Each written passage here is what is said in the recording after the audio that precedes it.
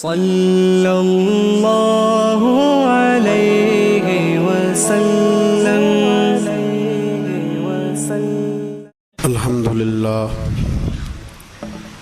الحمدللہ علی کل حال، والصلاة والسلام علی صاحب حسنہ وجمال، اما بعد، اعوذ باللہ من الشیطان الرجیم، بسم اللہ الرحمن الرحیم۔ محمد الرسول اللہ والذین معہ اشداء علی الکفار رحماء بینہم، تراہم رکعا سجدا یبتغون فضلا من اللہ ورضوانا۔ صدق اللہ العظیم وصدق رسولہ النبی الکریم، وَنَحْنُ عَلَى ذَلِكَ لَمِنَ الشَّاهِدِينَ وَالشَّاكِرِينَ وَالْحَمْدُ لِلَّهِ رَبِّ الْعَالَمِينَ۔ إِنَّ اللَّهَ وَمَلَائِكَتَهُ يُصَلُّونَ عَلَى النَّبِيِّ يَا أَيُّهَا الَّذِينَ آمَنُوا صَلُّوا عَلَيْهِ وَسَلِّمُوا تَسْلِيمًا۔ الصلاة والسلام علیکہ یا رسول اللہ وعلی آلکہ واصحابکہ یا سیدی یا حبیب اللہ۔ الصلاة والسلام علیکہ یا سیدی یا نبی اللہ وعلی آلکہ واصحابکہ یا سیدی یا نور اللہ۔ اللہم صلی علی سیدنا و مولانا محمد معدن الجود والکرم وآلہ وصحبہ وبارک وسلم۔ تمام تعریفیں، حمد و ثنا اللہ تعالی جل مجدہ الکریم کے لیے۔ زامبا درود و سلام نبی محترم شفیع محتشم آقا کل ختم رسول دانا سبل احمد مجتبیٰ جناب حضرت محمد مصطفیٰ علی تحیت و ثنا کی ذات والا صفات کے لیے حمد و ثناء کے بعد، امت مسلمہ کی تشکیل کے جو عناصر قرآن مجید نے بیان فرمائے اور اس امت کی جو صفات خود رب کریم نے بیان فرمائی، سورہ فتح کی آیت نمبر 29 میں اللہ تعالیٰ نے فرمایا محمد الرسول اللہ، محمد صلی اللہ علیہ وسلم اللہ کے رسول ہیں، والذین معہ اور جو ان کے ساتھ ہیں، اشداء علی الکفار وہ کافروں پر سخت ہیں، رحماء بینہم آپس میں بڑے رحم دل ہیں، تراہم رکعا سجدا یبتغون فضلا من اللہ ورضوانا۔ فرمایا آپ انہیں رکوع کرتے ہوئے دیکھیں گے، سجدہ کرتے ہوئے دیکھیں گے، اللہ کا فضل اور اس کی رضا تلاش کرتے ہوئے دیکھیں گے۔ اللہ کریم نے جو صفات بیان کی خاص توجہ کے ساتھ اور تھوڑی سی اس کی گہرائی میں ذرا توجہ فرمائیے گا کہ جو ترتیب قرآن پاک نے عطا فرمائی، فرمایا والذین معہ جو ان کے ساتھ ہیں، ان کی پہلی صفت یہ ہے کہ اشداء علی الکفار وہ کافروں پہ سخت ہیں۔ پہلی صفت کیا ہے؟ نماز روزہ حج زکوٰۃ، اشداء علی الکفار کہ وہ کافروں پر سخت ہیں، رحماء بینہم۔ دوسری صفت یہ کہ وہ آپس میں رحم دل ہیں، تراہم رکعا سجدا، پھر آپ انہیں دیکھیں گے رکوع کرتے ہوئے اور سجدہ کرتے ہوئے۔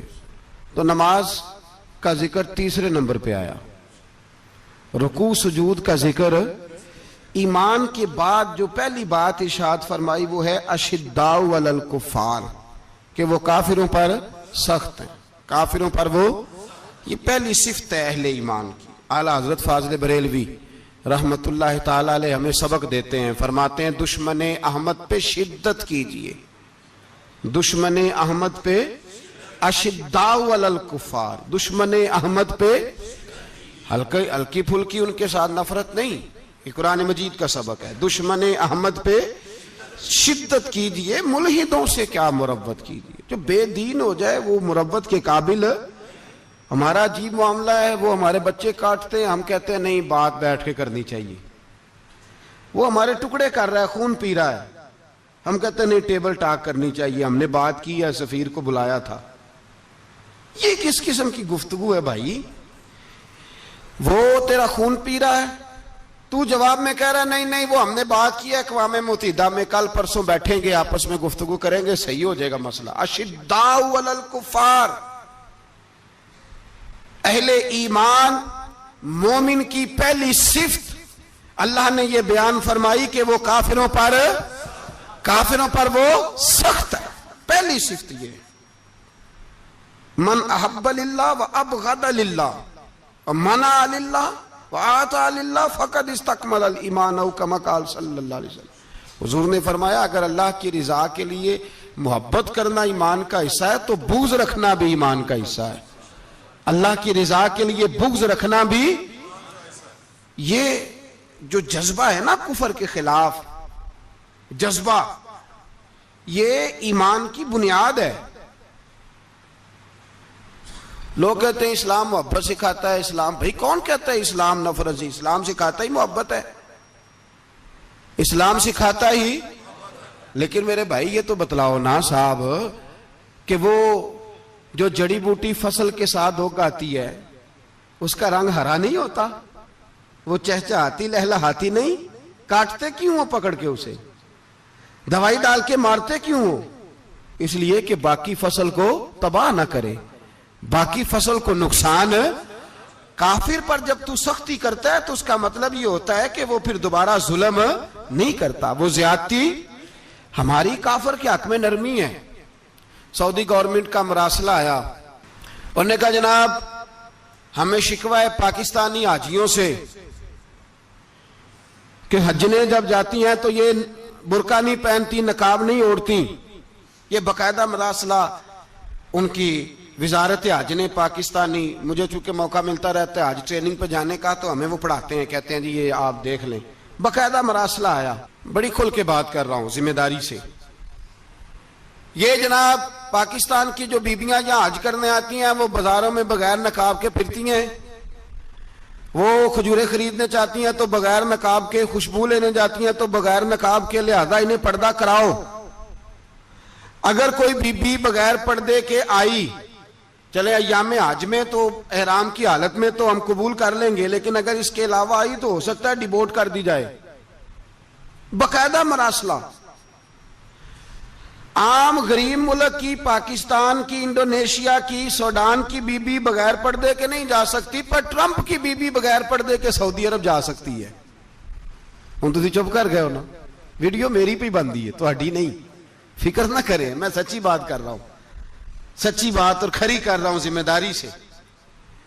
او بھائی اس کی بی بی پر کوئی پابندی نہیں، کوئی پابندی نہیں. وہاں تم نے تلواریں پکڑ کے رقص کر لیا، وہاں سب جائز تھا. اب تمہیں وہ کدھر گیا متوا جو بھاگ کے آتا ہے کہ گنبد کی طرف منہ نہ کرو؟ وہ کدھر گئے لوگ جو کہتے ہیں جناب دیکھو جی وہ مقدس پاک لوگ ہیں، خبردار ان کی بات نہ کرنا؟ کلیجہ روتا ہے، دل خون کے آنسو روتا ہے. اتنا بڑا حج کا اجتماع ہوا ہے، تمہیں کوئی توفیق نہیں تھی تو وہاں کہنا تھا اس کو، حج پڑھانے والے کو، خطبہ دینے والے کو کہ برما کے لیے دعائی کر دے. کہنا تھا اسے فلسطین کے لیے. بھائی میں جو رونا رو رہا ہوں ذمہ داری سے رو رہا ہوں. خدا را سمجھو، جب تم نے، تمہاری اپنی بات آتی ہے تو 34 ملکوں کا اتحاد اکٹھا ہو جاتا ہے، اور جب امت کی بات آئے پھر کوئی پرواہ نہیں. میرے رسول پاک صلی اللہ علیہ وسلم نے جو دین دیا اس کی پہلی شرط یہ ہے اشداء علی، بولیے اشداء علی، کافر پر سختی کرنا پہلا حصہ ایمان کا. رحماء بینہم تو دوسرا نمبر ہے، یہ دوسرا ہے. تمہاری سختی صرف اس کے خلاف ہے جو تمہارے مفادات کو ٹھیس پہنچائے، جو تمہاری سنے نا. حضرت سیدنا فاروق اعظم رضی اللہ، میں تفصیل سے بات کروں گا اگلے جمعے جناب فاروق اعظم کے احوال پر. حضرت عمر فاروق رضی اللہ تعالیٰ عنہ بدر کے میدان میں جب نکلے نا، بدر میں، تو حضرت عمر سے حضور نے تجویز مانگی، فرمایا صف بندی کیسے کریں، کس طرح لڑنا ہے؟ जनाब उमर फारूक रदी अल्लाह ताला अन्हु कहने लगे हुजूर ये जितने आए हैं ना काफिर लड़ने, ये किसी का कुछ चाचा लगता है, किसी का कोई मामू लगता है, किसी का भाई है, किसी का बेटा है, तो महबूबा सफ बंदी की क्या जरूरत है, जो मेरे रिश्तेदार है मेरे हवाले करें, मैं गर्दनें काट के आपको देता हूं, जो अबू बकर के रिश्तेदार है वो अबू बकर के हवाले करें, वो गर्दन काट के दे, जो अली का कुछ लगता है वो अली के हवाले करें। हम दुनिया को बताएंगे कि अशिद्दाउ अलल कुफ्फार, अशिद्दा अलल, उसके लिए हमारे पास सख्ती है, कोई नरमी, वो हमारा सगा भी हो तो उसके हक में कोई नरमी। हजरत उमर ने अपने सगे मामू की गर्दन काटी बदर के दिन, सगे मामू की। हजरत अबू उबादा बिन जर्राह, सुनो, इस्लाम अमन का दरस देता है, मोहब्बत का दरस देता है, भाई इस्लाम ही तो अमन का दरस देता है, पर जड़ी बूटी काटना बदअमनी नहीं होता, जालिम का हाथ पकड़ना बदअमनी, और अमन वाले और होते हैं बुज़दिल, इन दोनों में फर्क होता है। अमन वाला बनने का कहा गया है, बुज़दिल बनने का कहा। मेरे नबी पाक ने जो बदर में तलवार उठाई थी, ज़िरा पहनी थी, हुजूर अलैहिस्सलातु वस्सलाम ने लोहे की जैकेट पहनी थी, तो वो भी मेरे रसूल पाक ने अमन के लिए ही पहनी थी। मेरे नबी पाक सल्लल्लाहु अलैहि वसल्लम ने उहद के दिन जो हथियार उठाए थे तो वो भी अमन के लिए उठाए थे, वो भी अमन के लिए हुजूर ने हथियार उठाया था। हथियार उठाना बदअमनी की अलामत नहीं होता मेरे भाई, याद रखें। हजरत अबू उबादा बिन जर्राह ने मैदान बदर के अंदर जब जंग का तबल बजा, हालात बिगड़े, जनाब अबू उबादा बिन जर्राह कहते हैं तारीख ने एक अजीब मोड़ पे मुझे लाके खड़ा किया। आप फरमाते मेरे लिए अल्लाह ने जो आजमाइश रखी वो सबसे बड़ी रखी। फरमाने लगे जब मैं मैदान में निकला तो काफिरों ने मेरे सामने जिसको लाके खड़ा किया वो मेरा सगा बाप था। और फरमाते हैं अब मुश्किल बन गई, इश्क त्याग दोवी एक बराबर, ते इश्क दा सेक वधेरा, अग ते साड़े कख ते काने, ते इश्क साड़े तन मेरा, ते अग दा दारू मीं ते पानी, कोई दसे है इश्क दा दारू केड़ा, बुल्ले शाह उथे कुछ भी नहीं बचदा जिथे इश्क होरां दा डेरा। फरमाने लगे अब मेरे लिए सामने बाप, इधर बेटा। अब फरमाते हैं दो रास्ते थे, बाप बचाऊं या रसूलुल्लाह का दीन बचाऊं। एक मिनट था फैसला करने के लिए कि अब्बा बचेगा या दीन बचेगा, कुफर बचेगा या इस्लाम बचेगा। फरमाते हैं मैंने मिनट पूरा नहीं सोचा, मैंने तलवार उठाई, बाप की गर्दन काट के गिराई और रसूलुल्लाह का दीन बचा लिया। बाप की गर्दन कट के गिरी और नबी पाक का दीन बच गया, बचा लिया रसूलुल्लाह का दीन। हजरत उमर ने मामू को मारा। हजरत मुसअब इब्न उमैर कहते हैं तारीख मुझे भी लाके खड़ा करती है बदर के मैदान में, तो कुफर का लिबादा ओढ़ के जब सामने आया तो वो मेरा सगा भाई था। सगा भाई, हजारों कौमें वजूद में आई दहर में खुश्क तर के रिश्ते से, पर हमने बुनियाद दोस्ती रखी याद खैरुल बशर के रिश्ते से। सगा भाई कुफर का नुमाइंदा बन के सामने खड़ा हुआ। मुझे इकट्ठे खेलना भी याद था, मुझे एक बर्तन में रोटी खाना भी याद था, एक मां से लोरियां सुनना भी याद था। फरमाते ये सारा कुछ याद था, पर इस्लाम के हक में दिया हुआ खुतबा जो मोहम्मद अरबी ने दिया था वो भी मुझे याद था। मुझे रसूलुल्लाह की बताई हुई बातें भी, फरमाते मैं सारा कुछ भूल गया, पर मुझे अपने रसूल का पढ़ाया हुआ सबक नहीं भूला, वो मुझे याद रहा। मैंने फिर सगे भाई की गर्दन काटी और मैंने वो गर्दन काट के हुजूर के पास पेश की और मैंने दुनिया को बताया कि हमारे लिए असल वो है जो हमारे रसूल हमें हुक्म इरशाद फरमाते हैं। ये रिश्ते हमारे लिए असल, हमारे जी अच्छे तल्लुकात हैं। कौन से अच्छे तल्लुकात, कौन से अच्छे तल्लुकात? मेरा एक दोस्त मुझे कहने लगा अमेरिका तो प्यार ही बड़ा करता है हमसे। मैंने कहा बिल्कुल, कसाई भी बड़ा प्यार करता है बकरे से, बड़ा प्यार होता है। आप जो कुर्बानी के बकरे लाए थे आपको प्यार नहीं था? ज़िबा करने से पहले उसको पानी भी पिलाया, चारा भी खिलाया, गुस्ल भी कराया, पर आखिर में क्या किया? बोले ना जी, ये वाला प्यार करता है अमेरिका आपसे। देता है कभी कभी पैसे, कोई शक नहीं इसमें। वो कहता है वहां जलजला आया तो इतने लाख डॉलर देता हूं, फलां आया, लेकिन वो वाला प्यार जो कसाई बकरे से करता है, कहता है जब मौका आएगा तो मैं छुरी भी फेरूंगा और अपने वक्त पे आके वो, ये मेरी मिसाल याद रख लेना, अमेरिका का पाकिस्तान से और मुसलमान से वो वाला प्यार है जो बकरे का कसाई से, और कसाई का बकरे से होता है। वो चारा डालता है, मोटा करके ज़िबा करता है, पतला ज़िबा करने में उसे लज्जत नहीं आती। ओ भाई याद रखो, हजरत अबू बकर सिद्दीक रदी अल्लाह ताला अन्हु, अरब के लोग जब जंग करते थे तो एक हाथ में ढाल पकड़ते थे, एक हाथ में तलवार पकड़ते थे, लोहे की ढाल। जब दुश्मन हमला करता था तो ढाल आगे करते थे। वो कई दफा टकरा के ढाल से तलवार गिर जाती थी। हज़रत अबू बकर सिद्दीक मैदान में निकले, बेटा काफिरों की तरफ से लड़ने आया है, सगा बेटा। और मेरे मुस्तफा करीम ने फरमाया औलाद बुज़दिल कर देती है आदमी को, पर जब ईमान पुख्ता हो तो फिर सहाबा ने इस बुज़दिली की भी परवाह नहीं की।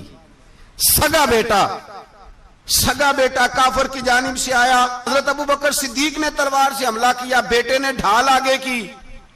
जब साहबजादे ने ढाल आगे की ना तो हज़रत अबू बकर की तलवार लोहे की ढाल से टकराई, तलवार गिर गई।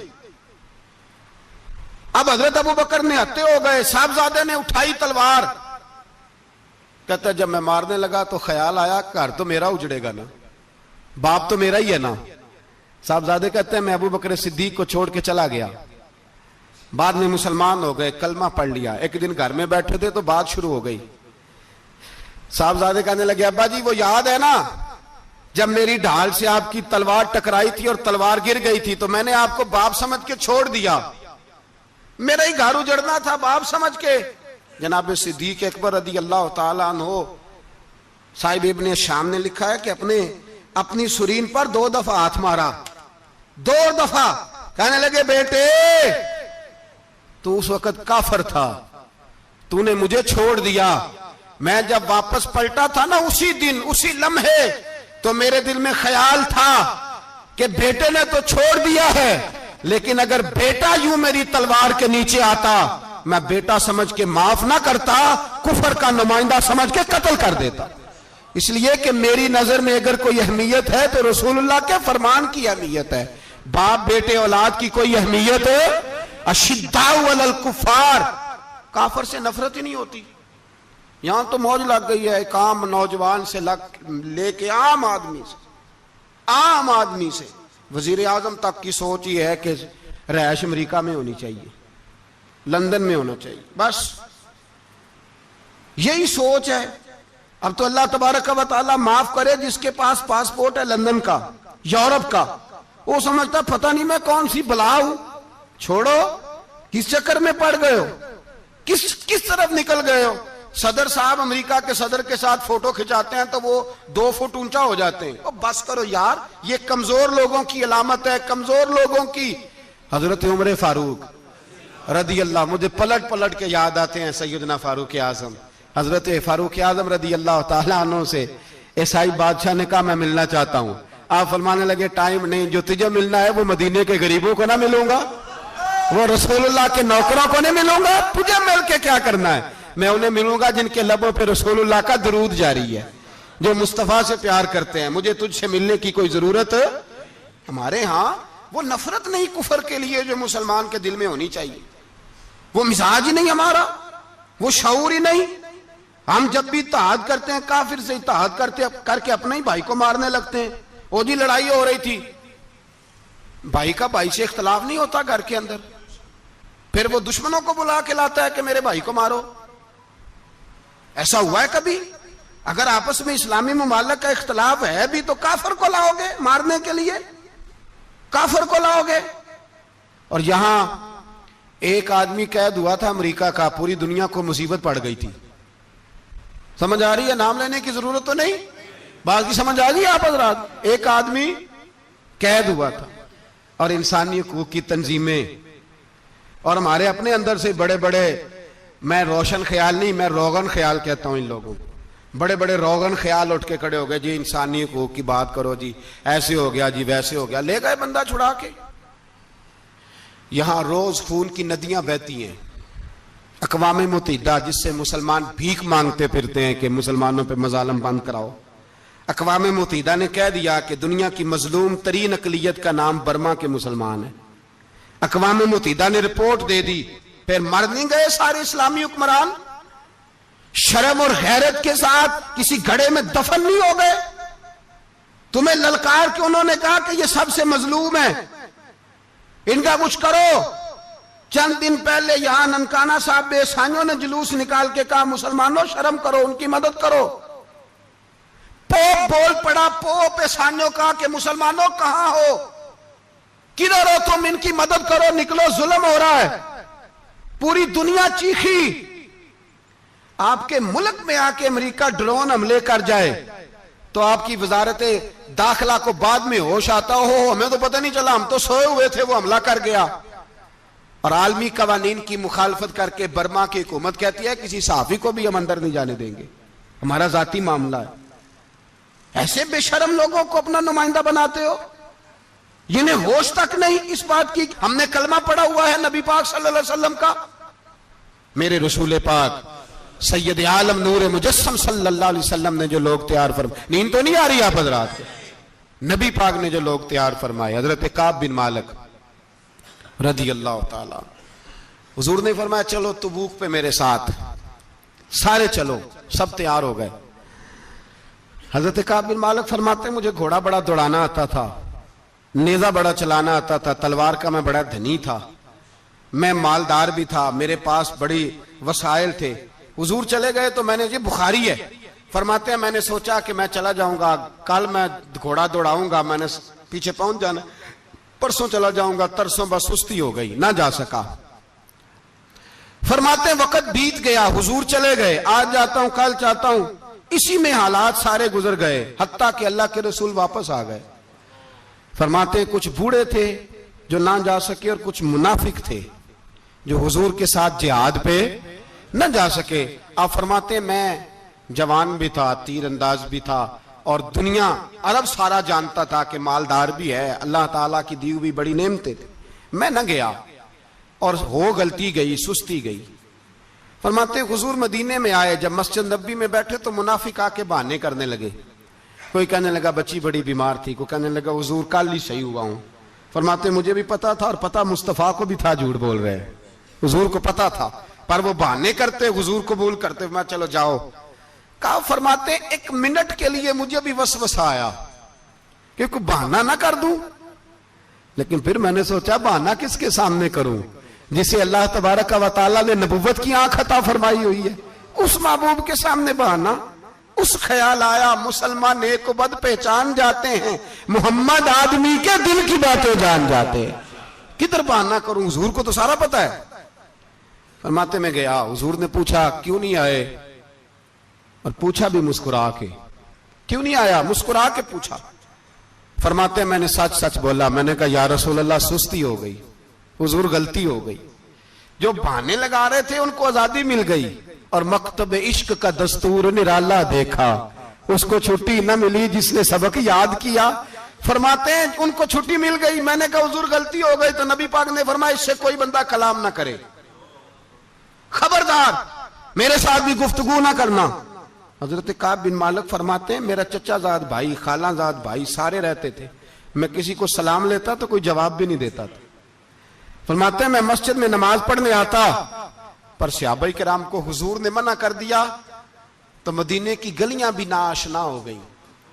فرماتے ہیں مجھے یوں لگتا تھا کہ مدینے کے در و دیوار بھی مجھ سے کلام نہیں کرتے، میں وہاں دعا منگیا کرو سنگیو کتے مرشد نہ رس جاوے، اے جنہاں دے پیر رس جان دے او جیوندے ہی مرے رہن دے۔ کہا اس طرح لگا کہ جیسے حالات بگڑ گئے سارے میرے حق میں۔ آپ فرماتے ہیں میں مسجد میں آ کے بیٹھتا تو جب مجھے پتا تھا میں جب آنکھیں ادھر کرتا تو حضور مجھے دیکھتے، اور جب میں نبی پاک کو دیکھتا تو حضور چہرہ پھیر لیتے۔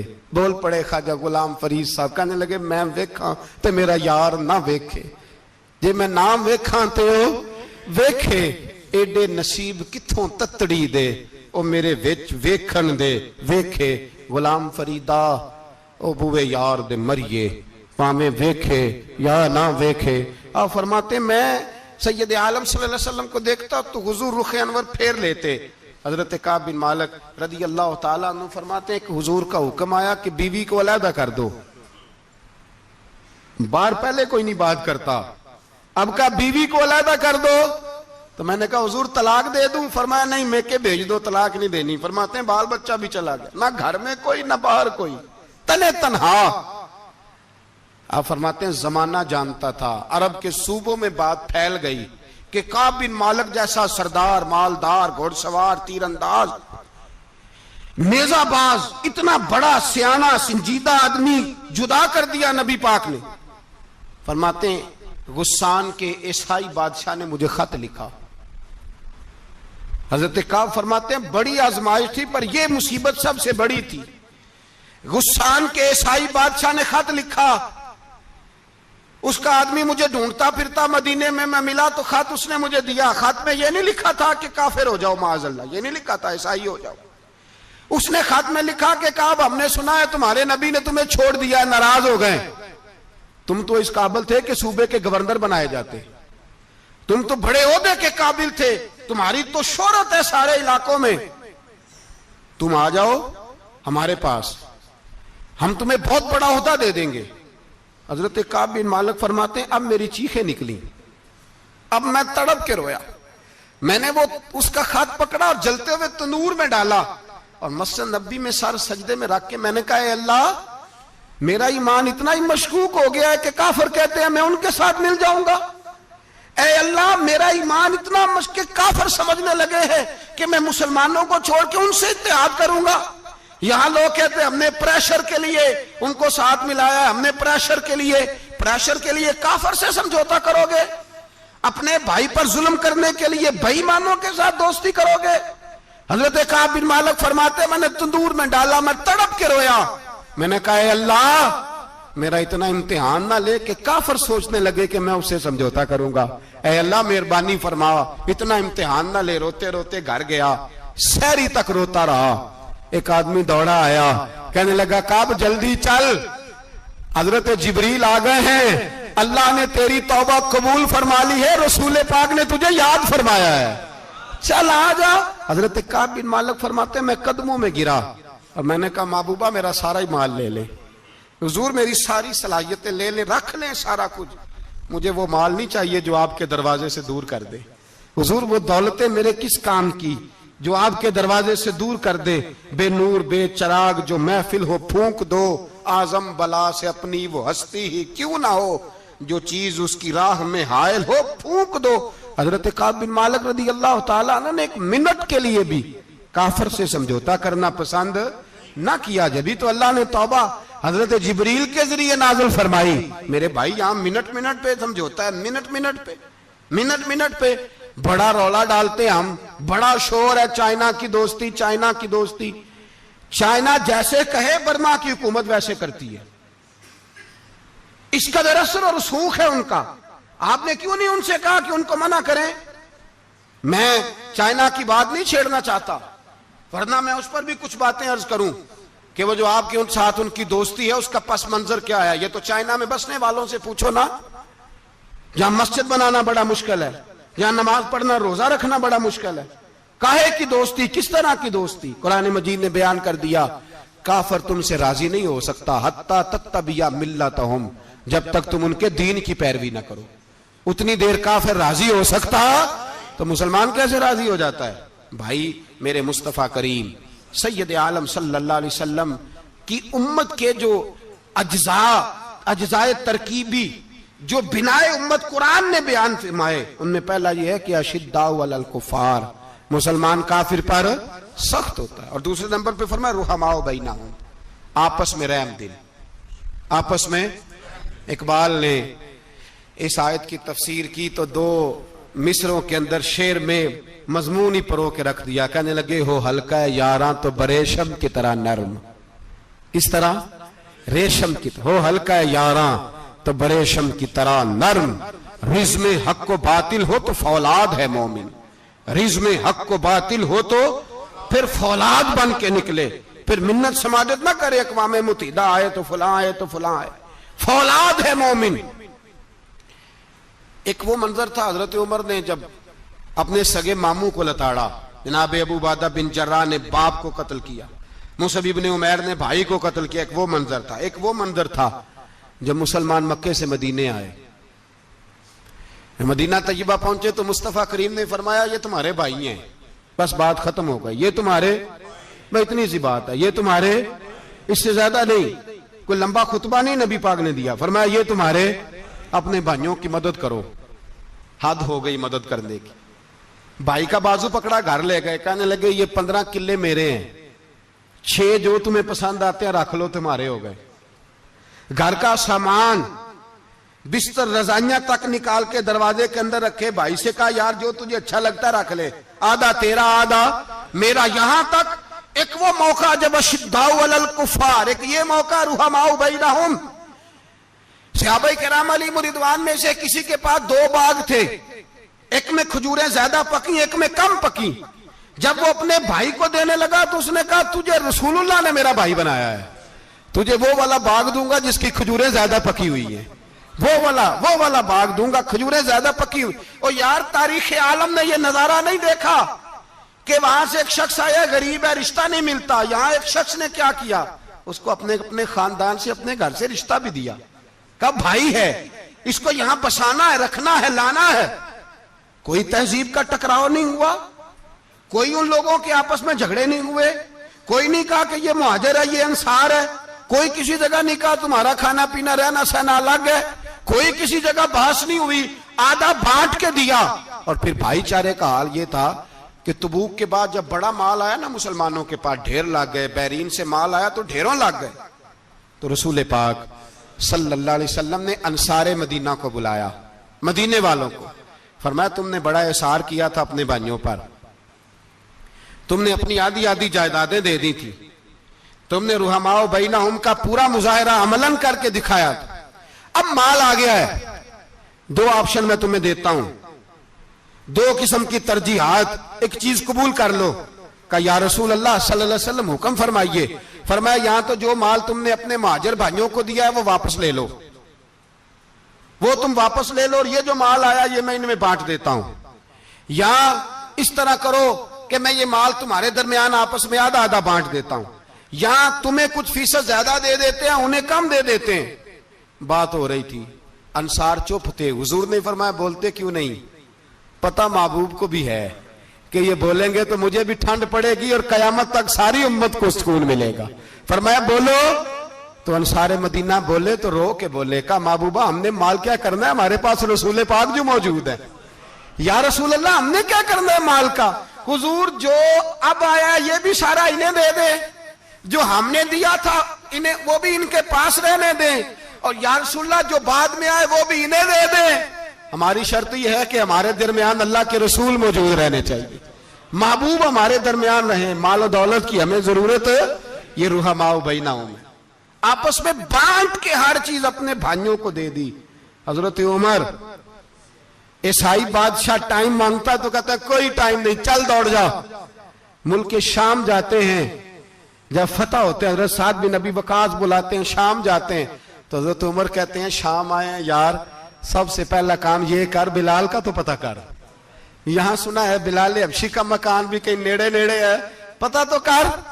حضرت بلال حبشی حضرت سیدنا سعد کہنے لگے حضور بلا نہ لیں، فرمایا نہیں وہ مصطفیٰ کا غلام ہے تو میرا تو امام ہے، میں گھر ملنے جاؤں گا، گھر رحماء بینہم، کالے رنگ کے حبشی غلام سیدنا بلال حبشی کو ملنے گھر گئے، اور جناب عمر جا کے بیٹھک میں انتظار کرنے لگے، گویا ڈرائنگ روم میں بیٹھے انتظار ہونے لگا، جناب سیدنا بلال آئے تو حضرت عمر اٹھ کے کھڑے ہوئے۔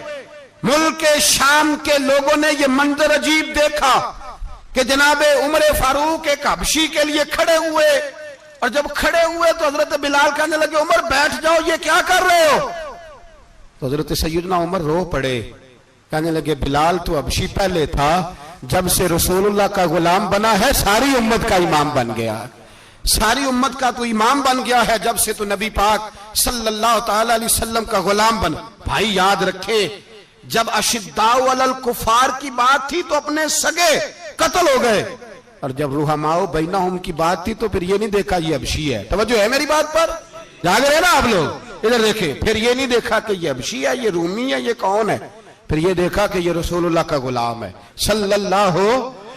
ہمارے ہاں تو نفرتیں پھیل گئی ہیں، او بس کرو جی بنگالیوں سے جان چھڑاؤ، او بس کرو جی فلانے سے، او بس کر یار، رہن سہن اپنا اپنا ہوتا ہے، لیکن مسلمان جس طرح کا بھی ہو اس کے ساتھ نفرت کرنے کی اجازت نہیں ہے۔ پہلی بات اشداء علی الکفار، دوسری بات رحماء بین، اب تیسری بات ہے تراہم رکعا سجدا یبتغون فضلا من اللہ ورضوانا۔ میں نے جو شروع میں بات کی تھی نا کہ اگر خانہ کعبہ میں 40-50 لاکھ حاجی مل کے دعائی مانگ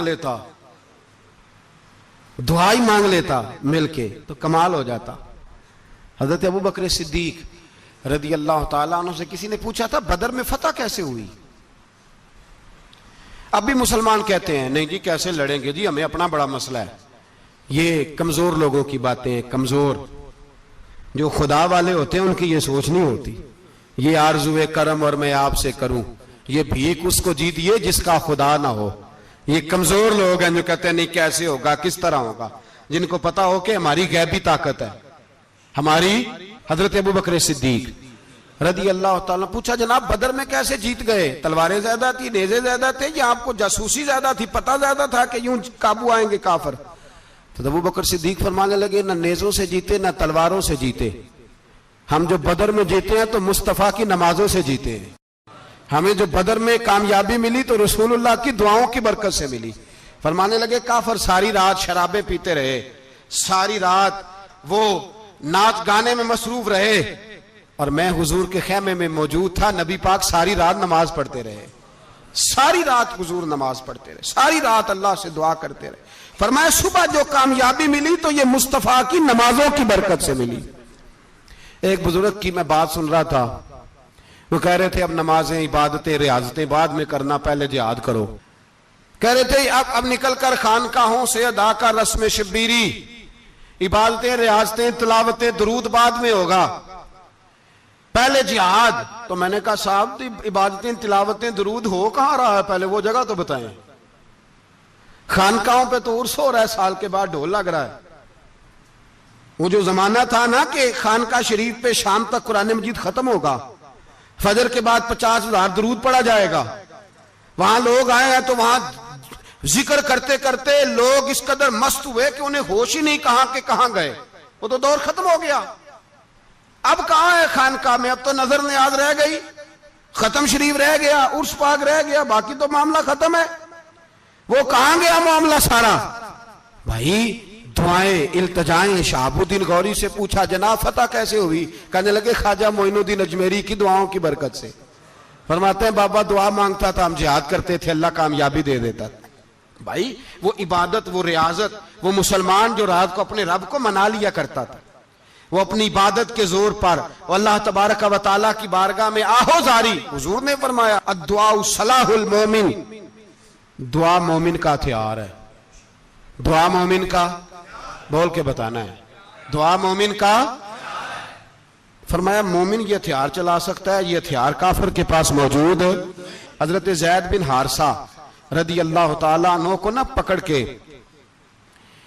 کچھ کافر ان کو پکڑ کے لے گئے تو ایک درخت کے ساتھ باندھ لیا، کہنے لگے تمہیں قتل کریں گے، حضور کے صحابی ہیں رضی اللہ تعالیٰ۔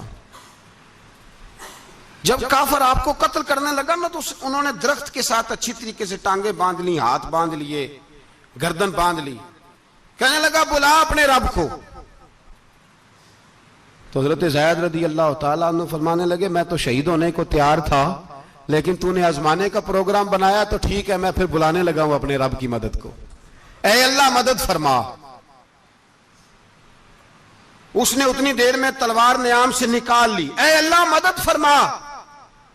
اس نے جب تک دونوں ہاتھوں میں تلوار سونت لی، اے اللہ مدد فرما۔ جب تیسری بار آپ نے یہ کہا تو اس نے تلوار اٹھائی، کہا اللہ مدد فرما۔ حضرت زید رضی اللہ تعالیٰ عنہ کہتے ہیں جب چوتھی بار میری زبان سے لفظ نکلے، کافر کے ہاتھ میں تلوار تھی پر گردن بھی اس کی کٹ کے نیچے گر گئی، کہ گردن کٹ کے اسی وقت نیچے گری۔ مجھے کسی نے کھولا، نہ مارنے والا نظر آیا، نہ گردن کاٹنے والا نظر آیا، نہ مجھے کھولنے والا۔ تو میں نے کہا آنے والے تو بتا تو سوئی تو کون ہے؟ تو کہنے لگے میں جبریل امین ہوں، میں جبریل امین ہوں، میں جبریل، مجھے دشمنوں نہ چھیڑو، میرا ہے کوئی جہاں میں، مجھے دشمنوں نہ چھیڑو، میرا ہے کوئی جہاں میں ابھی پکار لوں گا، نہیں دور ہے مدینہ۔ کہا جب تو نے، حضرت جبریل کہنے لگے جب تو نے پہلی دفعہ کہا نا اللہ مدد فرما، تو میں سدرۃ المنتہا پہ تھا، مجھے حکم ہوا جبریل دیر نہ کرنا. فرماتے ہیں جب دوسری دفعہ تو نے کہا نا اللہ مدد فرما تو میں 7ویں آسمان پہ تھا، اور جب تیسری دفعہ کہا مدد فرما تو میں پہلے آسمان پہ تھا، اور فرمایا جب تو نے کہا چوتھی دفعہ اللہ مدد فرما تو میں تیرے سرانے کھڑا تھا. میں تیرے سرانے. اب تو بھائی اب تو اجتماعی دعا بھی نہیں رہی ہماری، اب تو یہ والا سوتا بھی. اکبر الآبادی نے کہا تھا مصیبت میں بھی اب یاد خدا ہم کو نہیں آتی، دعا منہ سے نہ نکلی جیبوں سے عرضیاں نکلی. اب بھی ہم کہتے ہیں کریں گے بات، سفیر کو بلائیں گے، ہم نے کہا ہے اس کو تو مان جائے گا وہ آپ کی بات. وہ بچے کاٹ رہا ہے تو اس کو گھر بلا رہا ہے. ابھی تک ایک اتنا سا سٹینڈ کہ ان کا جو دفتر ہے سفارت خانہ وہ بند کر دیا جائے، اتنی بھی توفیق نہیں ہوئی. کہتے ہیں ٹھیک ہے شور شروع ہو رہا ہے بس چپ کر دیں گے سارے. خدا را خواب غفلت سے اٹھو، بیداری حاصل کرو. اور کچھ نہیں ہو سکتا تو کھول کے دعا تو مانگو ان کے لیے دعا تو مانگو. اللہ بڑا کریم ہے، وہ جب مدد کرنے پہ آتا ہے تو پھر بڑے بڑے کافروں کے مقابلے میں اپنے بندوں کی مدد فرماتا ہے. اور میں یہ پیغام دینا چاہتا ہوں عالم کفر کو بھی، یاد رکھیں رب کریم جب مدد کرنے پہ آئے تو اکیلے حضرت ابراہیم اور ایک طرف پوری ملت ہو تو اللہ اپنے خلیل کو بچا لیا کرتا ہے. رب کریم کی رحمت کاملہ جب فیصلہ کر لیتی ہے تو پھر نمرود جیسے سپر پاور طاقت کو رب کریم مچھر سے مروا دیا کرتا ہے. اللہ تبارک و تعالی یہ تو مسلمان کا دعا والا سوتا ہی، وہ نکل کر خانقاہوں سے ادا کر رسم شبیری. یہ تو تب ہوگا جب خانقاہ کے اندر کوئی ذکر فکر عبادت ہو رہی ہو، اور جب وہاں حال ہی کوئی نہیں، وہاں تو رقص و سرور ہے، وہاں تو بات جھوٹی تعریفیں ہیں. ہر آدمی نے ایک بندہ ساتھ رکھا ہوا ہے تعریفیں کرنے کرانے والا، تو معاملہ ہی اور ہو گیا ہے. میرے بھائی عبادت کی لذت حضرت سیدنا عمر فاروق، سب بولیے رضی اللہ تعالی. حضرت عمر فاروق رضی اللہ تعالیٰ عنہ کا مبارک زمانہ ہے. حضرت عمر نے فوج بھیجی ایران کے حکمران کے ساتھ جہاد کرنے. ایران کے بادشاہ نے 2 عیسائی جاسوس بھیجے، کہنے لگا ذرا پتہ تو کرو مسلمانوں کا رات کا طریقہ کیا ہے، میں صف بندی کراتا ہوں. وہ ساری رات صف بندی کراتا رہا. 2 جاسوس آئے مسلمانوں کی معلومات کرنے. معلومات کر کے جب واپس گئے تو حضرت عمر فاروق رضی اللہ تعالیٰ عنہ کے سپاہیوں کو دیکھا، غور سے پلٹے تو بادشاہ کہنے لگا کیا حال دیکھ کے آئے ہو؟ کہنے لگا سارے مسلح پہ بیٹھے ہوئے، جتنے گھنٹے ہم وہاں رہے ہیں مجاہدین مسلح پہ رہے ہیں، یوں لگتا ہے جیسے ان کا دنیا داری سے کوئی تعلق. اور کہنے لگے بادشاہ کوئی ایسی طاقت ہے جس کو وہ بلا رہے تھے، کوئی ایسی قوت ہے جس کو وہ پکار رہے تھے. ہمیں بھی وہاں کھڑے ہو کے محسوس ہوتا تھا کہ ہاں کوئی ہے جو آ جائے گا ان کی مدد کے لیے، کوئی ہے جو پہنچے گا ان کی مدد کرے گا. ایران کا بادشاہ کہنے لگا مجھے سمجھ آ گئی ہے، وہ جسم کی طاقت سے ہی نہیں لڑتے، وہ کوئی غیبی طاقت ہے جس سے وہ لڑتے. بھائی وہ غیبی طاقت بھی تو ہمارے پاس ہم نے ناراض کر لیا نا، وہ بھی تو نہیں نا، مسجد کا رخ بھی تو کوئی نہیں. اور میں نے پچھلے جمعے بھی کہا تھا پھر کہتا ہوں وہن ہو گیا امت کو. نبی پاک نے فرمایا امت کو وہ کیا ہے، دنیا سے محبت ہو گئی ہے، موت سے کراہت ہو گئی ہے، وہن ہے. صحابہ کرام کو موت سے بڑا پیار تھا، موت سے بڑی محبت کر. ہماری طرح نہیں، وہ کہتے تھے مریں گے تو منو مٹی، تو وہاں ٹھیک ہے عذاب قبر حق ہے، لیکن میں کہا کرتا ہوں سالوں کے بعد جو پردیس سے ماں کے پاس آئے، ماں اسے عذاب نہیں دیتی، اس کا ماتھا چوما کرتی ہے. اور بھائی جو رب کریم کی بارگاہ میں جائے گا تیرا کیا خیال ہے، گل سڑ جائے گا. مدینے والے حبیب نے فرمایا قبر المومن روضۃ من ریاض الجنہ، فرمایا میرا مومن جب قبر میں جاتا ہے تو اللہ جنت کے سارے دروازے کھول دیتا ہے، وہ تو اللہ کی رحمت میں پہنچتا ہے. کون کہتا ہے مومن مر گئے، وہ تو قید سے چھوٹے اپنے گھر گئے. کون کہتا ہے قبر میں عذاب ہے تو صرف عذاب ہی ہے، ہاں مجرم کو سزا ملے گی، لیکن مومن ہمیشہ جہنم میں، وہ بالآخر جنت میں جائے گا، بالآخر جنت میں جائے گا. اور کسی درویش نے بات کی، وہ کر کے چلے گئے، بر کمال ہی کر گئے. کہنے لگے دوزخ میں میں تو کیا، میرا سایہ نہ جائے گا، کیونکہ رسول پاک سے دیکھا نہ جائے گا. نبی پاک سید عالم علیہ السلام کے غلام تو دیکھو نا، ساری زندگی عمر فاروق، بخاری پڑھو تو صحیح، सारी जिंदगी उम्र हर नमाज के बाद कहते थे अल्लाह मरजुकना शहादतन फी सबीलिक, अल्लाह बिस्तरे पे मौत ना देना, मौत मुझे शहादत की देना। हजरत सैयदना मौला अली शेर खुदा करम अल्लाह ताला वजहुल करीम सारी जिंदगी कहते रहे अल्लाह अली ने मैदान में उम्र गुजारी है, इसे शहादत की मौत अता फरमा।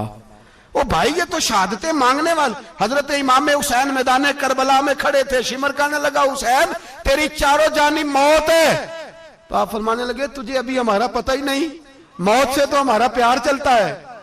और फरमाया ये शहादत तो हमारा पीछा करती है, पहुंच जाती है जहां हम होते हैं, मौत से डरा रहा है।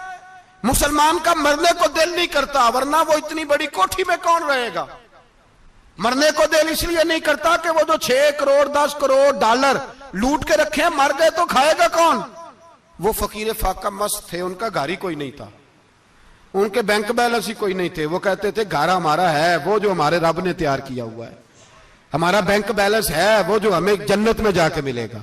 उनका तो ये खाता ही कोई नहीं था, इसलिए वो शहादत की। हजरत अमर बिन जमू रदी अल्लाह ताला अन्हु मैदान ओहद में 4 बेटे लेके आए। कितने बेटे बोल के बताए? 4 बेटे लेके अमर बिन जमू आए और खुद एक टांग से लंगड़े से आप ही हैं, टांग छोटी है। हुजूर के सामने खड़े हुए कहा महबूबा मेरे 4 ही थे, मैं 4 ले आया हूं, कबूल कर ले। तो हुजूर ने फरमाया तू क्यों तलवार ओढ़े आया है, ये तूने क्यों गले में असला डाला हुआ है। कहा या रसूलल्लाह मैंने भी तो जाना है ना। तो हुजूर ने फरमाया 4 बेटे जो हैं। तो हजरत अमर बिन जमू ने बात की, सहाबा कहते हैं हम लबों से मुस्कुरा रहे थे, आंखों से रो रहे थे, क्या अजीब अंदाज है। हुजूर ने फरमाया अमर 4 बेटे जो आ गए तो तू रहने दे। तो हजरत उमर रो पड़े, कहने लगे महबूबा क्या लंगड़े जन्नत में नहीं जाएंगे। क्या हुजूर मैं लंगड़ा हूं तो मेरे लिए जन्नत कोई नहीं। मेरे हबीब पाक सैयद आलम सल्लल्लाहु अलैहि वसल्लम ने फरमाया अमर तू जरूर जन्नत में जाएगा। कहा महबूबा फिर बच्चे बाद में जाएंगे, मैं पहले मैदान में जाऊंगा। एक बीबी 4 बेटे लेके आई ओहद में। कहा महबूबा कुल कमाई थी मैं ले आई हूं, मेरे पास कोई और शय होती तो मैं बचा के ना रखती।